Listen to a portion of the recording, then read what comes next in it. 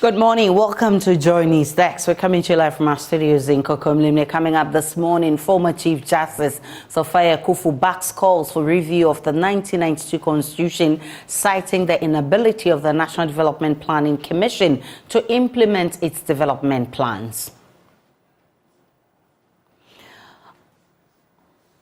Also this morning, delegates will decide your fate in Dome constituency. That's the response from the Dome-Kwabenya Constituency Chairman to Adwoa Safos' apology. More as we take a look at the implication of this development to the fortunes of the NPP in the constituency ahead of the 2024 elections.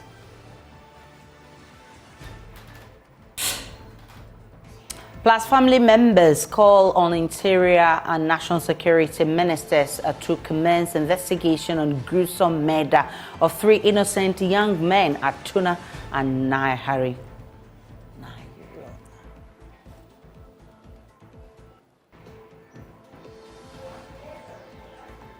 We have details plus business all coming up this morning. My name is Aisha Ibrahim. Do stay for details.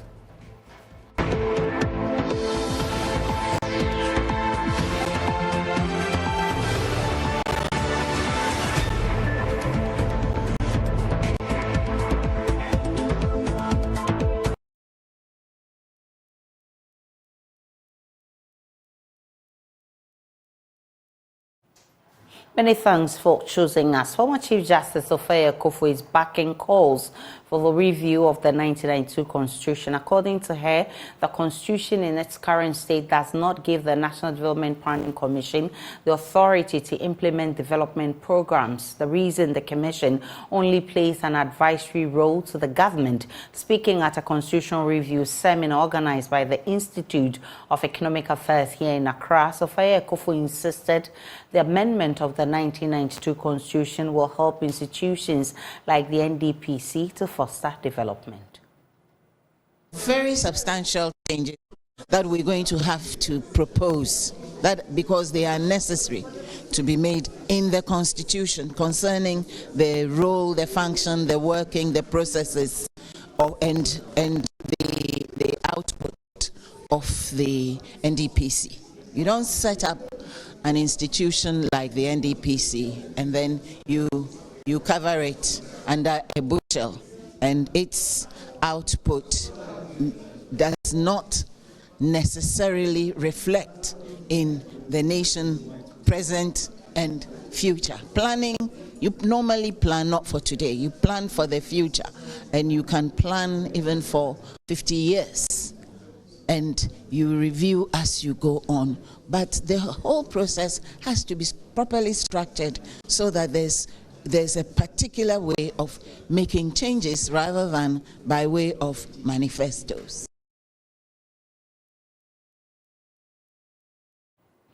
Director General of the National Development Planning Commission, Dr. Kojo Mensah, corroborating the stance by the former Chief Justice, admitted Ghana's underdevelopment can be partly attributed to the conflicting statutes in the country. Study, we've looked at a lot of our policies, and you'll be surprised that many of them are competing, and many of them are not complementary to each other. And it's not only this year or the last 5 years, right from independence. That's what we've been doing. Sometimes we come out with a new policy and even a new statute, and the older one is still there. And so somebody will quote that to support a case, another person will quote the new one, and all that. And it's all around us. Our decentralization process is the same. What we have in the Local Government Act, the 936, you go to the individual sector act, they also have different things there. So they don't meet. The local government say we are decentralizing. Education says no, in my act it's not there. Health says no, in our act it's not there. So how can you decentralize?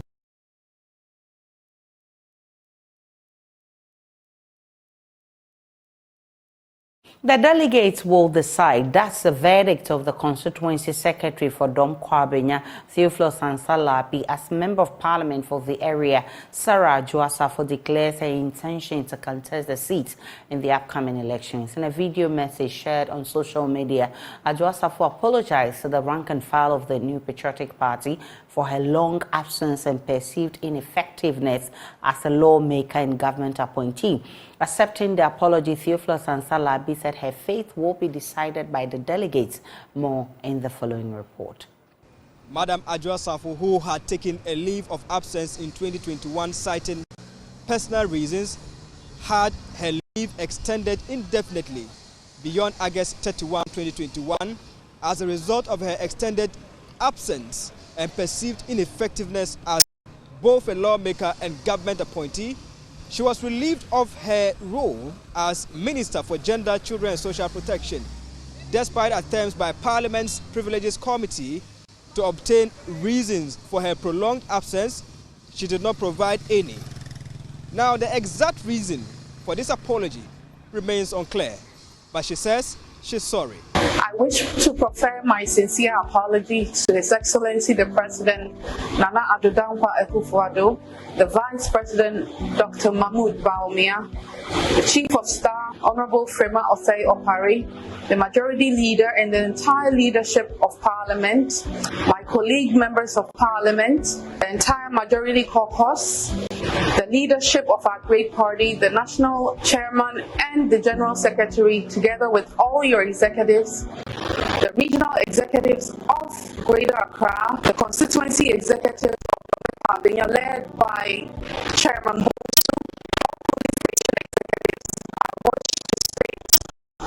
that I'm sincerely sorry. I apologize for my actions and inactions. None of my actions were intentional, deliberate, or calculated to bring disrepute to our great party. I was going through a lot as a mother and as a woman. I want to take this opportunity to ask for your forgiveness for anything untoward that I have done to bring the name of the party into disrepute. As the saying goes, to err is human and to forgive is divine. I ask for your forgiveness. Her apology has already been received with a sharp reaction. Her Constituency Secretary, Theophilus Ansalabi, said although her apology has been accepted, they are not willing to support her parliamentary bid. She has every right to apologize if she deemed it within herself that she's done something wrong to the constituents and that she wants to apologize. That is fine. But we say, okay, very good. We accept your apology, but I think enough is enough. What do you mean? You say enough is enough? We have the men and the women. Dome-Kwabenia's name cannot be mentioned in the news for the wrong reasons all the time because of just one person. And I say here that I am a party leader and a delegate who takes part in the selection of candidates for the constituency. But some constituents have been sharing mixed reactions about the apology by Madam Adwoa Safo. Safo administration is very poor. It's very, very poor. When it's voting time, you see her around, going up and down with the macho men. That's what they are, all of them are up to. But not we, the people that represent our need. She's a human being. And we, human being, offend human being. You understand? So if she has done something, she has realized that what she has done is wrong. And she has come for an apology. Who are we to say no? We'll forgive her. But I don't have anything to say. But only one thing I have to say is if you come, they make every effort to thank everybody. We didn't have anything to say it again. Just allow him to do whatever he did.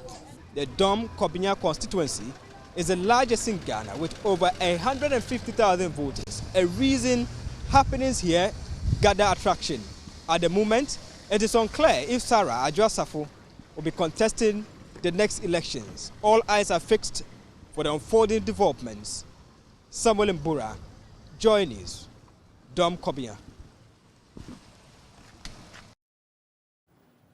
I'm back in the studio in Kokomlemle. My name is Aisha Ibrahim. I've been joined by political analyst Dr. Asa Asante. He is with the University of Ghana, and he's also director of European Studies, Center for European Studies at the University of Ghana. I'm grateful for your time, Doc. Let's have a conversation about the return and apology of the Dome-Kwabenya Member of Parliament, Adwoa Safo.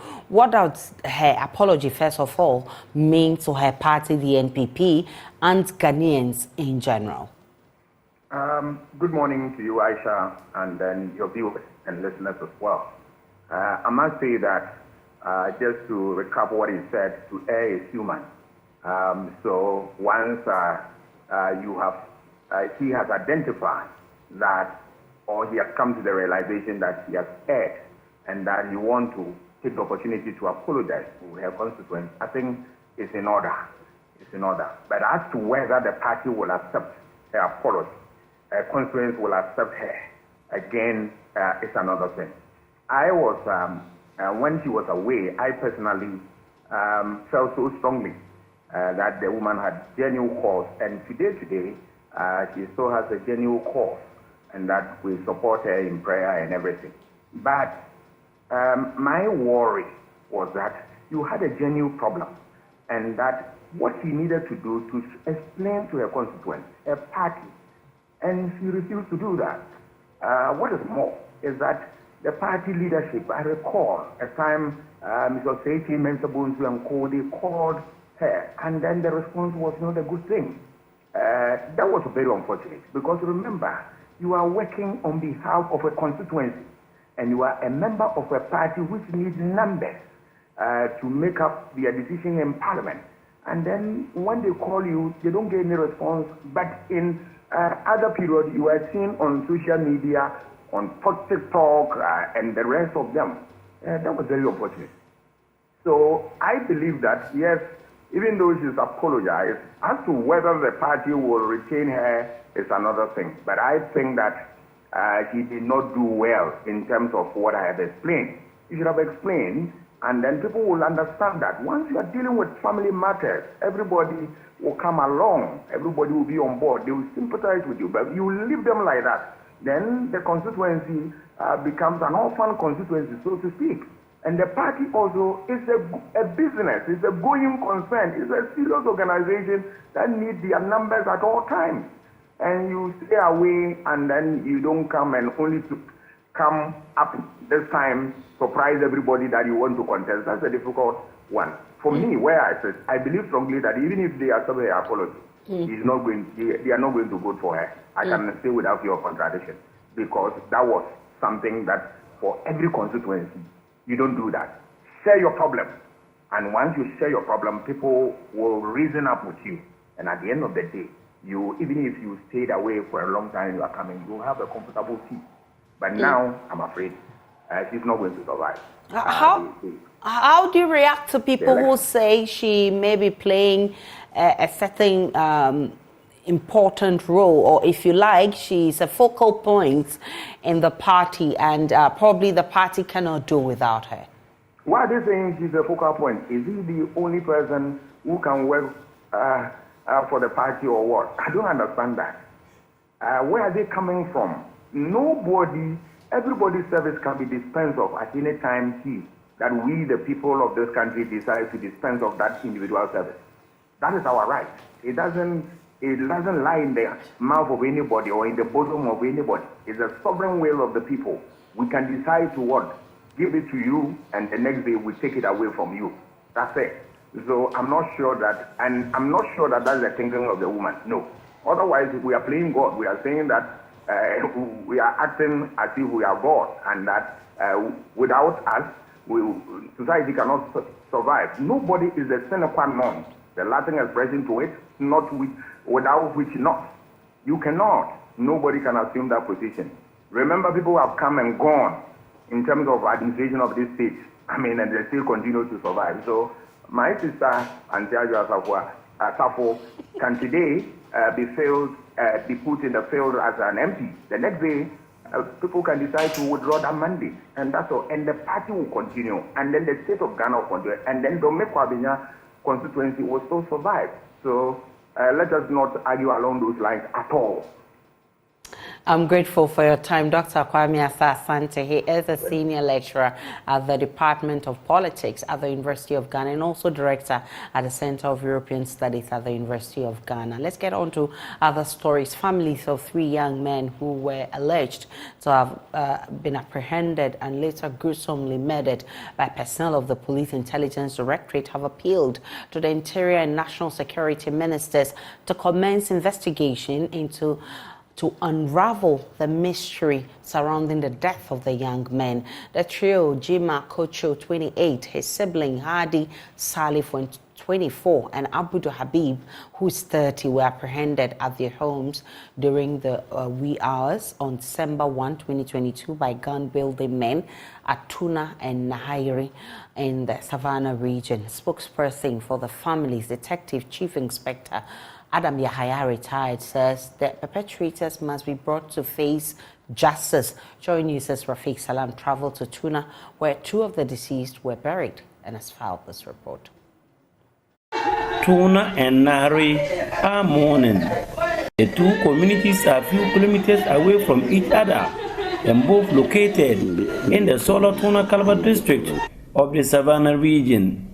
The people are grieving over the loss of 3 young men who are between the ages of 24 and 30 and were allegedly gruesomely murdered by armed and hooded personnel from the Police Intelligence Directorate of the Ghana Police Service almost 10 months ago. The grief echoes the whole Tuna community. The loss is profound, and 1 generation of a family is wiped out. But if somebody is arrested to be a criminal, he has to follow the due process. Maybe go to a police station, go to court, and the court will see to pass judgment. If he'll be in prison, he'll be in prison. But to go and kill him, now that we are sitting, we don't know why they were killed. When they went to deposit them at the police mortuary, they recorded in the mortuary book as unidentified suspects. Unidentified means you don't know their identity, you don't know their names. Somebody you claim has confessed to a crime, you don't know the name. Is it possible?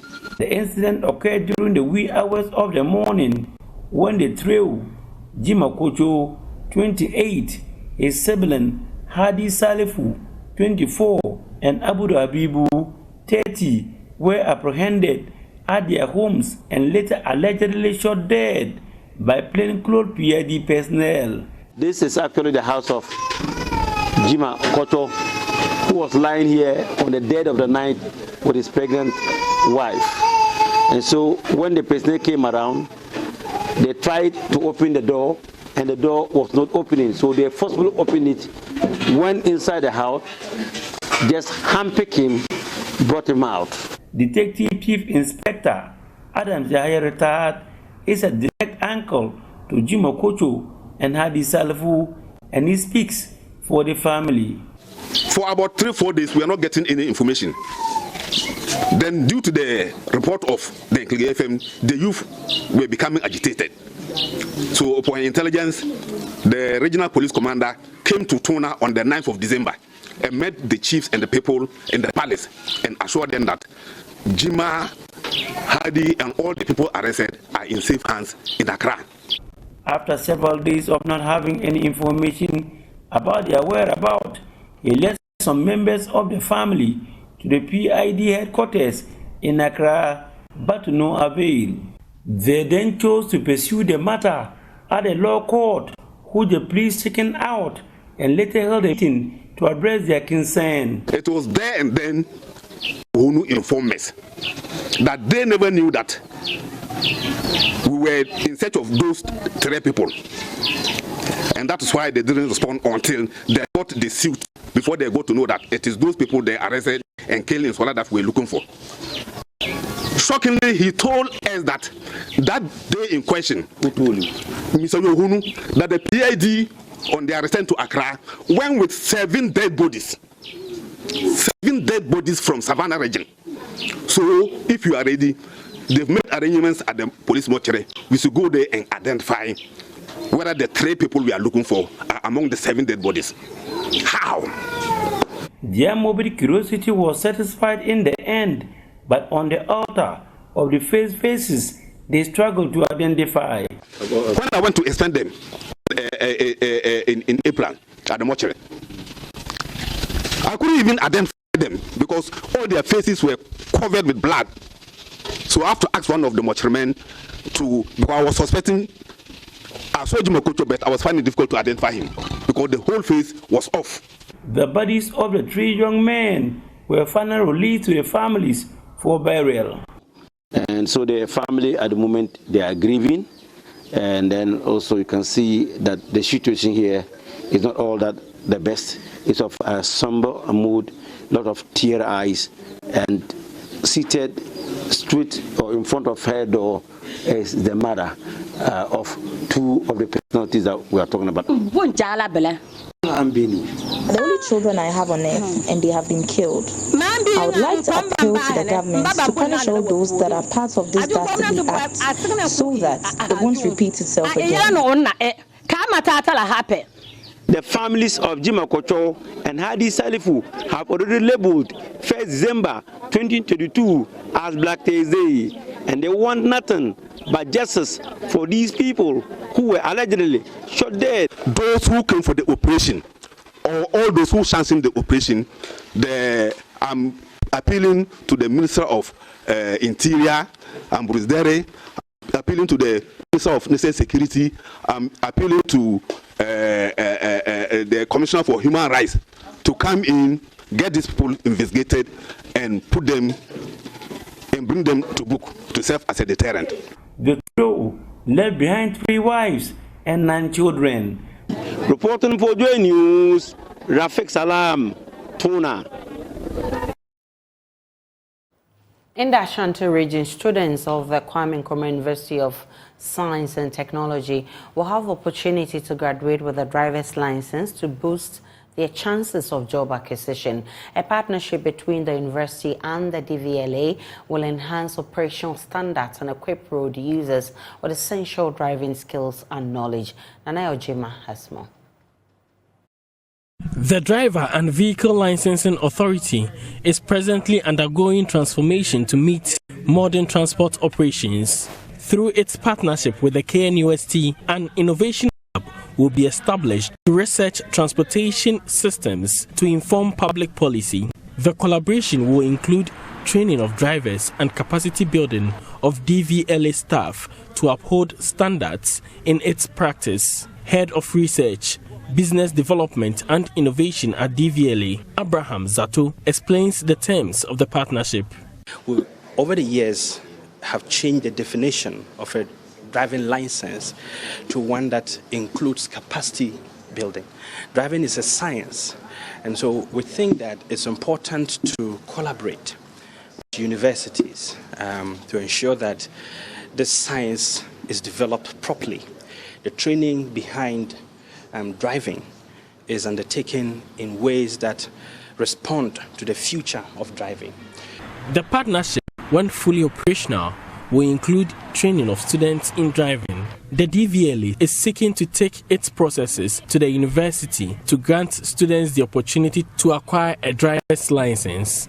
Students go through the driver licensing process under their own choosing. So they understand the academic curricula, they understand the schedules that they have. So they can go onto the system and schedule themselves for the process so that convenience is provided for, time is provided for, not compromising the integrity of the process. And so that is why we are here today at KNUST. Meanwhile, the KNUST has allocated an office space to host the project. University Relations Officer Dr. Norris Bequin says the partnership is in line with the university's mandate. We thrive as a university on constructive partnership, and the Vice Chancellor makes it clear every time. And we are who we are, the number one in terms of quality education globally because of this constructive partnership that we have. And we have over 150 in accounting partnership, and this is going to be one of the best, having a regional center of excellence that will train drivers. For JoyNews, Nana Yaljima reporting. The Center for Indigenous Knowledge and Organizational Development says that there is the need to actually craft a sustainable local seed system that will ensure that high-quality seeds of a wide range of crop varieties are available in time to women farmers and other stakeholders for this. And for this reason, it held a workshop for women farmers. The purpose of the workshop was to create an opportunity for women to share their experiences on local seed development initiatives, as well as discuss strategies for developing and strengthening local seed systems in Ghana to help empower them economically. And Asabit has more. Since the year 2019, the Center for Indigenous Knowledge and Organizational Development, CICOD, together with PFAC, have been facilitating the strengthening of the Ghana agroecology movement as a CSO-led platform that is championing agroecology issues in Ghana. The center has for the past decade promoted and supported smallholder farmers in Ghana to manage, multiply, store and exchange their local and indigenous seeds, mainly using their own intergenerational knowledges, experiences and skills. CICOD has therefore held a workshop for women farmer groups in the transition zone to educate them on a craft sustainable local seed system that will ensure the availability of crop varieties to farmers in the area. Wilberforce Latte is the head of programs for the southern sector at CICOD. Seed is becoming very important. With the passage of the Plant Variety and Protection Bill, we want to ensure that our local seeds are preserved. So the purpose of this meeting, among other things, was also to discuss the seed issue. They've shared various examples about how they are keeping and preserving seeds. We had the opportunity to visit the ABOFAB group and see what they are doing with seeds. So this is just a follow-up to the meetings that we've been having, from pest management to weed management, and then now today we have dedicated or focused the meeting on seeds. He says the move would also go a long way to preserve the culture of the people, as well as save these farmers' monies spent in the purchase of seeds during planting seasons. Seed is not just for planting, it's also about our culture. We'll be able to maintain their culture through that. In addition to maintaining their culture, they will also be able to save costs. Because now if you want to buy seed, it's not cheap. So I don't see why a farmer should go to a seed company to buy tomatoes, okra, and other vegetables. And I think that investing in meetings like this to help them preserve their local seeds will save them a lot of costs. Some of these participating women, drawn from different women farmer groups from the Bono and Bono East regions, expressed gratitude to the organizers of the workshop for the knowledge shared. President of the Boafoyena Women's Farmer Group, Grace Afas, says the preservation of these indigenous seeds will ensure that these seeds will not be totally out of the system. We went to the seed bank and I saw a lot of indigenous seeds. I think it is a laudable idea to keep them for future, so that the younger generation will come, or future generation will come and see the type of food which is so nutritious to our bodies, which we are living or letting it go just like that. It's a wake-up call for our group. She adds that the indigenous seeds are much healthier for consumption as compared to the imported seeds, and urged farmers to revisit the local seeds for healthier lifestyles. Anything that is not natural also entails a lot of ill health substances. So keeping our own or the culturally breeded seed, I think that one is helpful, because our system is used to it. We have been taking it and it doesn't cause any harm to our health. Anna Sabit, JoyNews, for Ukrum.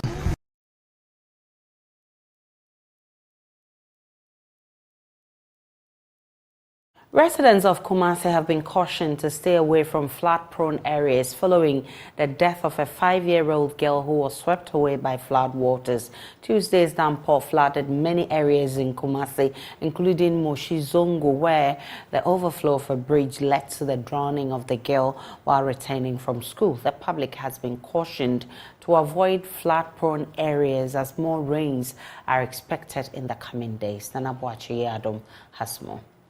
At least 8 people have died in floods in the Ashanti region this year. The latest is the 5-year-old girl who drowned while returning from school. According to sources, the girl was swept away by the rapid running water in an attempt to cross a broken bridge at Moshizongo. Residents mounted a search only to find her body miles away. Senior meteorologist at the Meteorological Office in Kumasi, Kwame Ofori Ajiman, has cautioned the public to stay away from flood-prone areas when there is a downpour. Like the incident that happened around Moshizongo, there was this weekend, should I say, a power little carrot bridge, which we covered this 5-year-old decided to cross and got carried away.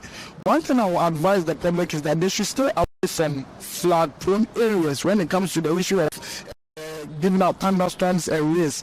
And then more so, especially the kids, sensitization should also play a role. And this especially the teachers. I'm not concerned with the kids because they are actually the vulnerable. And one thing I will say is that there should be a relay of, let me say, information from parents to teachers. In as much as we parents at home, when the words go to school, it's the responsibility of the teachers to also do the parenting. So when there are rains, or when there's rains, and when there's wind, teachers should actually take precautionary measures for the vulnerable kids. The Environmental Protection Agency has also been asked to keep an eye on persons who put up structures at waterways, describing it as a threat. Daily waterways, which affects those who will be run in the short term. I mean, our chiefs, our committees, the stakeholders, let me say, the institution responsible for the town and country planning should also take their work, take their work serious. EPA, all these institutions will come to play whenever there's any building or construction of any site or any infrastructure at certain areas. So if you continue to build at waterways, definitely we will come back to square one, saying the same thing about flooding. So all these petty, minor, huge policies should play a role when it comes to dealing with this issue of flooding and rains, because definitely every year we will experience rain. That one is a fact. Whether major or minor, we will experience rain. The public has also been cautioned against seeking refuge under trees while it rains. For JoyNews, Adwoa Safo, Kumasi. The AU peacekeeping mission in Somalia, known as the African Union Transition Mission in Somalia, is citing funding challenges as one of the major reasons it has decided to do a gradual withdrawal of troops from the East African country. There was a successful drawdown of 2,000 troops in July, with 6 forward operating bases handed over to the Somali security forces. The AU has agreed with the Somali government to pull out another 3,000 troops by the end of September, with the mission expected to end by December 2024. Force Commander for the African Union Transition Mission in Somalia, Lieutenant General Sam Okiding, says the terror threat posed by Al-Shabaab is not limited to Somalia but extends to West African countries, including Ghana. Maxwell Agbagba of our security desk has more.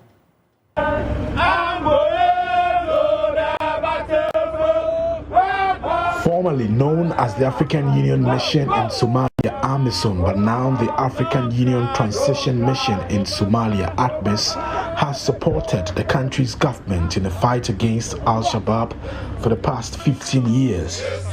The AU wants to gradually reduce the number of troops until December 2024, when the mission ends and full security duties handed over to the National Army of Somalia. ATMIS, in partnership with the United Nations Support Office in Somalia and the federal government of Somalia, in July concluded the successful drawdown of 2,000 troops. 6 forward operating bases were handed over to the Somali security forces. The AU has agreed with the Somali government to pull out another 3,000 troops by the end of September. But Force Commander of ATMIS, Lieutenant General Sam Okidin, has revealed funding challenges as one of the major reasons for the decision to reduce the number of troops until the mission ends in 2024. ATMIS is limping in terms of finances. And one of the reasons why this drawdown was drafted, it was because of the funding fatigue. Those who are funding said we can no longer shoulder this. We can't manage. But as we speak now, there are voids in funding. And that's one of the major reasons ATMIS is exiting by 2024 come December. He's recommending that individual countries and members of the African Union take up the cost of keeping the troops in Somalia. Addis Ababa needs to sit down and revisit this issue of the funding. And the African countries need to sit down and revisit. I can give you an example. The African states can decide to send their countries, their troops here, on their costs. It is not difficult, it is possible.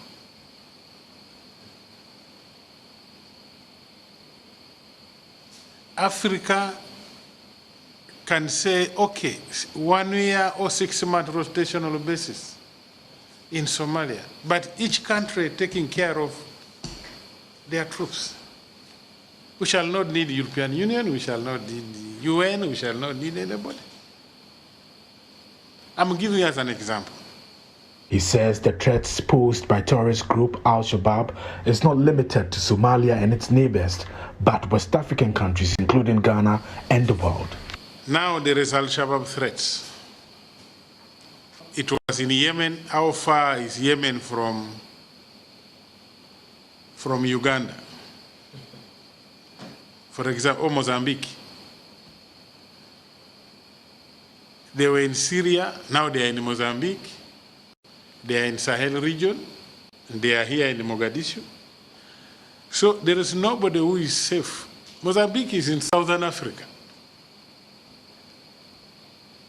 So nobody is safe in this era of terrorism. West Africa, definitely the effects there, the threats are real, and the indicators are already showing. The connection in the Sahel region and Al-Shabaab, Al-Qaeda, is real. All those who were captured, there is evidence to that. What about West Africa here?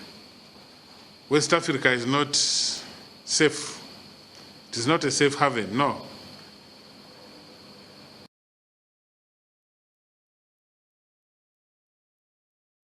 We're still live on JoyNews Desk. Let's take a break, and when we return, we'll bring you business.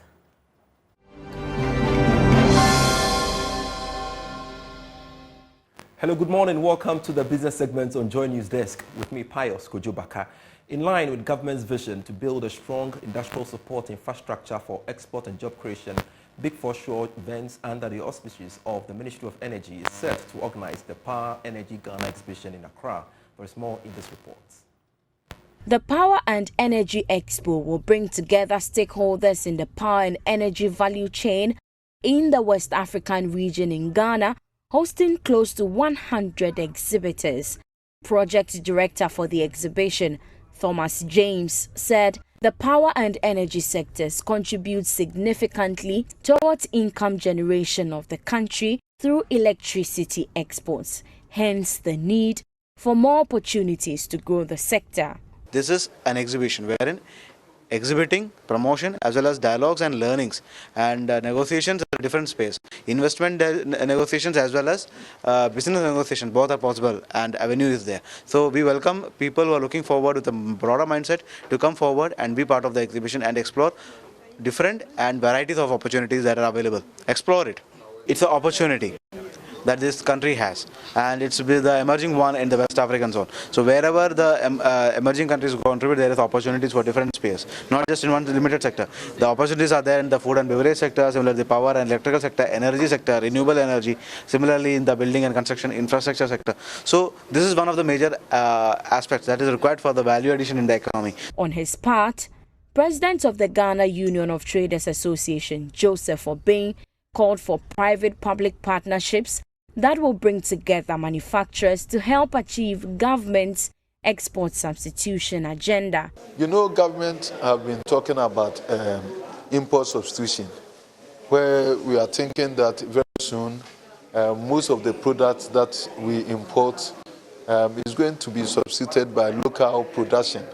Means, therefore, we have to start taking advantage of this phase to meet up with the manufacturers, where we can partner with them to achieve this goal. So it is very important. This is how the direction should be, that most of this fair, we are also able to talk through how we can migrate from trading to manufacturing so that we can substitute these imports that we are talking about. The International Exhibition of Power Energy Electrical Sector will take place from the 11th to the 13th of October 2023 here in Ghana.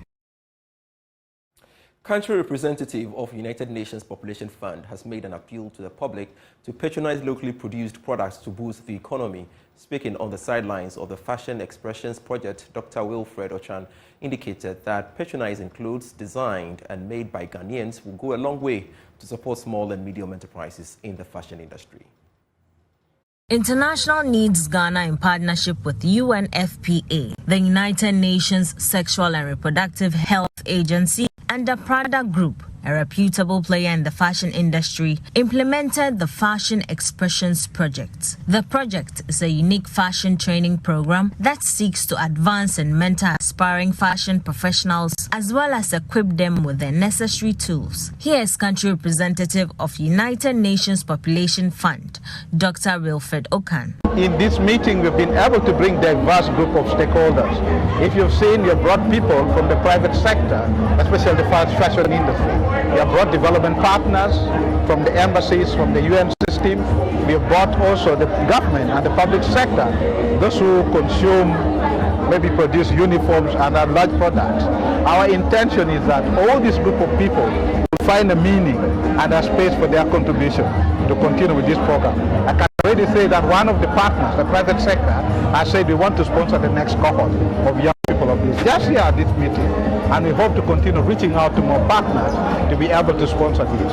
But we also appeal to those who produce uniforms to give an affirmative action, give orders for the making of their uniform to these young people so that they get the initial capital to set them up for the market and the bill out for competition. International Needs Ghana organized a fashion show to climax a one-year intensive training in fashion for 18 women. Executive Director of International Needs Ghana, Cromwell Awade, is optimistic the beneficiaries would make good livelihood with their skills. We had 18 wonderful ladies whose lives have been transformed through this project.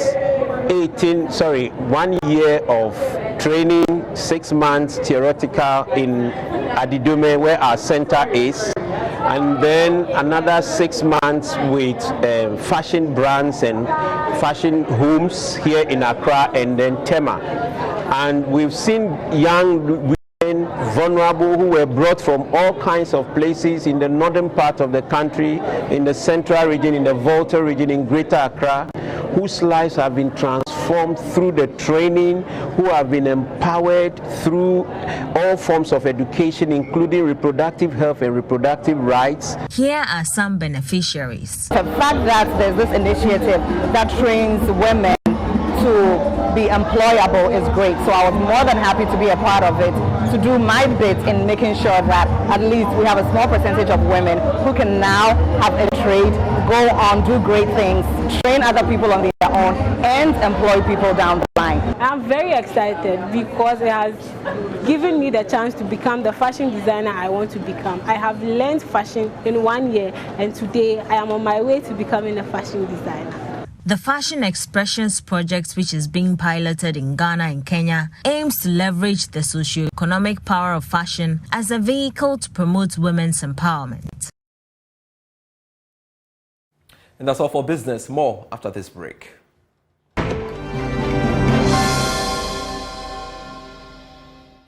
Welcome back to JoyNews Desk. Before we go, the National Democratic Congress in the Northern Region has called on the Office of the Vice President to immediately sanction an inquiry into the auction of medical equipment meant for the Tamale Teaching Hospital and other hospitals in the Northern Region. According to the NDC, the over $400,000 worth of equipment, which includes incubators, dialysis machines, among others, which were shipped into the country in 2022, were auctioned after efforts to get stakeholders, including the Vice President, to help clear their equipment.